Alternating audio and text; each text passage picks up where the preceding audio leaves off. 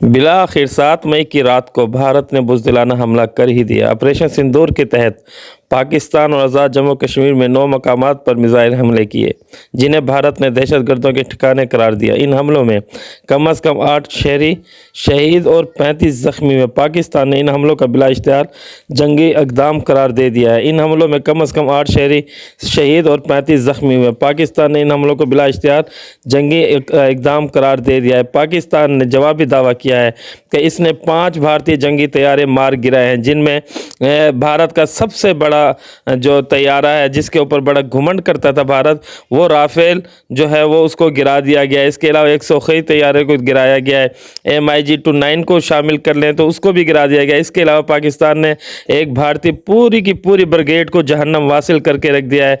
और यहाँ पर मैं आपको ये बता चलूँ कि पाकिस्तान ने अपनी फ़िज़ाई दिफा को अलर्ट कर दिया है और जवाबी कार्रवाई का इंदिया भी दे दिया है।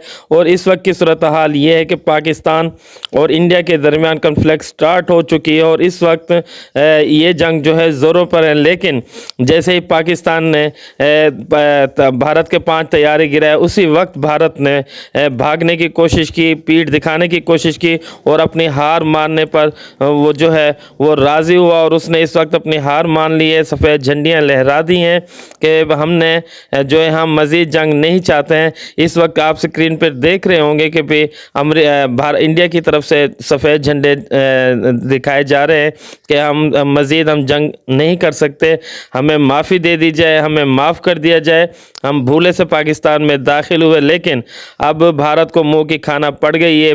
भारत को ये जंग छेड़ना महंगा पड़ गया है और भारत इस वक्त कोशिश कर रहा है कि भी किसी तरीके से इस जंग को रोका जाए। जबकि अमेरिकी सदर डोनाल्ड ट्रंप से इस बारे में जब बात की गई कि इंडिया ने पाकिस्तान पर हमला कर दिया है, तो अमेरिका के सदर ने इसको शेम कहा कि भी इंडिया ने इंतहाई गलत इक़दाम किया है और इसको ये नहीं करना चाहिए था। लेकिन पाकिस्तान की जवाबी कार्रवाई ने इस वक्त मुकम्मल तौर पर इंडिया को शर्मसार करके रख दिया है और पूरी दुनिया में जो है वो ज़लील ख्वार होकर रह गया है कि जंग शुरू भी उसने की और भाग भी वो खुद रहा है। और इस वक्त सफ़ेद झंडियाँ कर अपने लिए जो है ज़िंदगी की भीख मांग रहा है कि किसी तरीके से मुझे माफ़ कर दिया जाए, किसी तरीके से मुझे छोड़ दिया जाए, मुझसे बहुत बड़ी गलती हो गई है, मैंने जो मिसाइल दागे हैं। और मैं आपको ये बताता चलूँ कि इंडिया की तरफ से तकरीबन 9 मकामात पर ये मिसाइल दागे गए थे, लेकिन